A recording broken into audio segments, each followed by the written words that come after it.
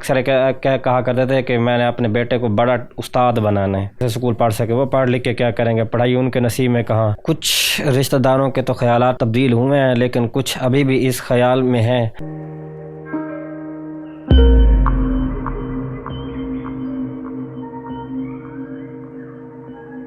السلام علیکم ناظرین، AWC ڈیجیٹل میڈیا کے ساتھ میں ہوں محمد عمران جعفر، اور آج میں موجود ہوں محمد بن قاسم بلائنڈ ویلفیئر سینٹر میں، اور یہاں ہمارے ساتھ ایک بہت ہی خوبصورت شخصیت موجود ہے، سیف الرحمان۔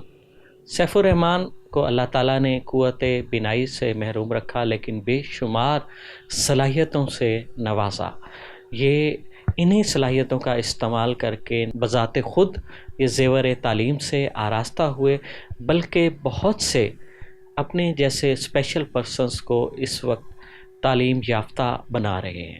ان کی کہانی ان کی زبانی جانیں گے، ان سے جانیں گے کہ انہیں کب اپنی ڈسیبلٹی کا احساس ہوا، معاشرے کا رویہ ان کے ساتھ کیسا تھا، اور اس کے بعد انہوں نے جینے کا ڈھنگ کیسے سیکھا۔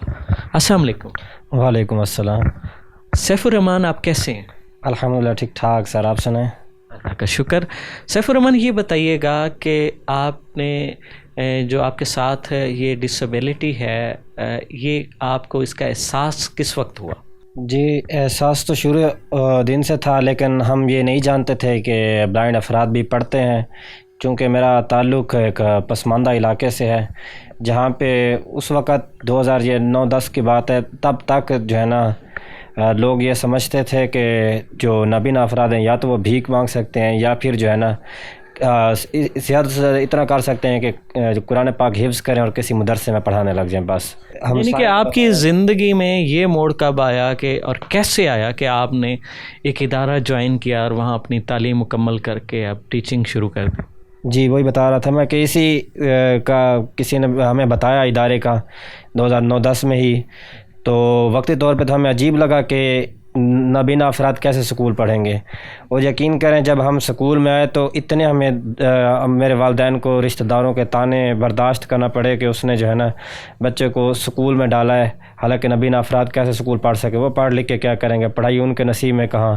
تو اس طریقے کے بہت سے طعنے برداشت کرنے پڑے، لیکن یعنی کہ آپ کو اپنے علاقے میں ہی حوصلہ شکنی کا سامنا کرنا پڑا، اور اپنے ہی لوگوں سے، اپنے رشتہ داروں سے، لیکن الحمدللہ اللہ پاک جس کو کچھ نوازنا چاہے، جسے کچھ عطا کرنا چاہے، تو پھر اس سے کون کچھ چھین سکتا ہے۔ اچھا، یہ بتائیے گا کہ پھر آپ نے تعلیم کا سلسلہ شروع کیا تو اس وقت آپ کے ذہن میں کیا تھا کہ میں نے کیا کرنا ہے؟ یا ظاہر سی بات ہے کہ آپ اپنے علاقے میں بھی ایک واحد مثال تھے کہ جو اس طرح سے اپنے ایک باقاعدہ انسٹیٹیوشن میں آئے، تو آپ کے ذہن میں اس وقت کیا جذبات، کیا خیالات تھے، کیا مقاصد تھے کہ میں تعلیم حاصل کر کے میں کیا کروں گا؟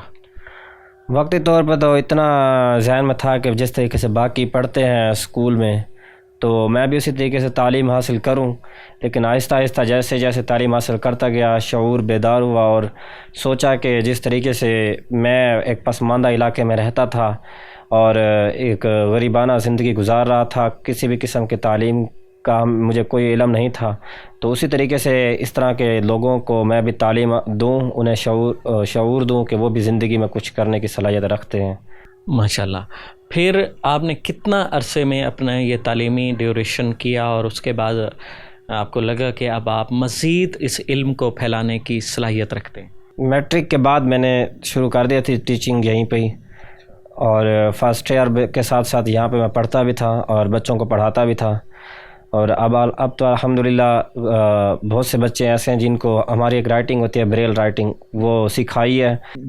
پنجاب پروفیشنسی ٹیسٹ ہوتا ہے بریل کا، تو الحمدللہ کئی ایسے بچے ہیں جن کو میں نے بریل سکھائی ہے، اور اس وقت وہ بریل ٹیسٹ پاس کر کے صنعت حاصل کر چکے ہیں۔ اچھا سیف الرحمان، یہ بتائیے گا کہ جب آپ نے اپنی تعلیم کا آغاز کیا، جیسے کہ آپ نے بتایا کہ آپ کا تعلق ایک پسماندہ علاقے سے تھا اور وہاں پر طرح طرح کی باتیں ہوئیں، وہ اچھا نہیں سمجھ رہے تھے یا حوصلہ شکنی کر رہے تھے کہ آپ اس طرح سے بچے کو ایک اسکول بھیج دیا، جب آپ نے کامیابی سے تعلیم دینے کا سلسلہ شروع کیا تھا، اب ان لوگوں کے کیا خیالات، کیا جذبات ہیں؟ کیا آپ ان کے لوگوں کے خیالات، ان کے ذہنوں کو تبدیل کر پائے؟ کچھ رشتہ داروں کے تو خیالات تبدیل ہوئے ہیں، لیکن کچھ ابھی بھی اس خیال میں ہیں.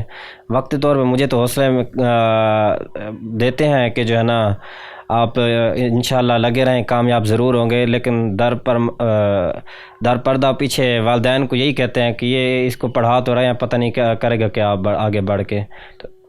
نہیں، ابھی جب آپ پڑھانا بھی شروع کر دیا، اس کا مطلب آپ اپنی پروفیشنل لائف میں آ گئے ہیں، پیشہ ورانہ زندگی میں آ چکے ہیں. تو ابھی ان لوگوں کو کوئی ان کی حوصلہ شکنی ہوئی کہ انہیں یہ باتیں نہیں کرنی چاہیے؟ یہ اب ان کی سوچ کے اوپر ڈیپینڈ کرتا ہے. ظاہر ہے اب ہر ایک کی سوچ کو فوراً سے تو تبدیل نہیں کیا جا سکتا، لیکن انشاءاللہ مجھے امید ہے کہ جب اپنی منزل کو حاصل کر لوں گا تو ضرور ان سب کو جواب مل جائے گا. ضرور انشاءاللہ. آپ نے جس مستقل مزاجی سے اپنا تعلیمی سلسلہ بھی جاری رکھا ہوا اور آگے درس و تدریس کے شعبے سے بھی وابستہ ہو گئے، اللہ تعالیٰ آپ کو ضرور کامیابیاں عطا کرے گا. آپ کی محنت، آپ کا عزم، آپ کا حوصلہ. اچھا یہ بتائیں کہ فیوچر میں آپ کے کیا پلان ہیں، آپ کون سا مقصد اچیو کرنا چاہتے ہیں؟ میرے والد صاحب مرحوم کی خواہش تھی، اللہ پاک ان کو جنت میں اعلیٰ سے اعلیٰ مقام عطا فرمائے. ان کی خواہش تھی کہ وہ چونکہ پڑھے لکھے نہیں تھے تو اکثر کہا کرتے تھے کہ میں نے اپنے بیٹے کو بڑا استاد بنانا ہے، تو مطلب پروفیسر بننا ہے، اور یہی میری ابو کی خواہش تھی اور انشاءاللہ اس کو پورا کرنا ہے میں نے. ماشاء اللہ. اور آپ تو ان کی خواہش کے مطابق آپ نے اپنے کیریئر کا آغاز کر دیا ہے اور آپ درس و تدریس کے شعبے سے وابستہ ہو گئے. تو زندگی میں آپ کو پسند کیا ہے، ہر ناپسند؟ اچھا، پسند میں بہت ساری چیزیں آ جاتی ہیں، جو چیز میں کہہ بھی نہیں پا رہا وہ بھی آپ سمجھ گئے ہوں گے کہ ظاہر ہے آپ نے زندگی گزارنی ہے. آپ کی شادی ہوگی؟ نہیں، شادی نہیں ہوئی، انشاءاللہ ہو جائے گی. اچھا، مطلب کوئی ٹارگٹ بنا ہوا ہے؟ بن جائے گا، اللہ تعالیٰ بنانے والا ہے. اچھا، مطلب کہیں کوئی پسند یا کوئی؟ فی الحال تو نہیں، انشاءاللہ ضرور ہو جائے گی. جی ہاں. پیوستہ رہ شجر سے امیدیں باہر رکھ. کھانے میں کیا پسند ہے اور ایکٹیویٹیز میں کیا پسند ہے؟ کھانے میں جو مجھے پسند ہے وہ خاص طور پر کڑی بڑے شوق سے کھاتا ہوں، اور اس کے علاوہ آپ نے پوچھا ہے دیگر ایکٹیویٹیز میں، تو وہ میری کوشش ہوتی ہے پہلے تو ایویں خالی موبائل کو گھماتا، لیکن آج کل آڈیو میں کتابیں ڈھونڈتا ہوں، خاص طور پر اسلامیات کے حوالے سے، کیونکہ میرا سبجیکٹ یہی ہے، تو ان کو زیادہ تر سنتا اور معلومات حاصل کرتا ہوں.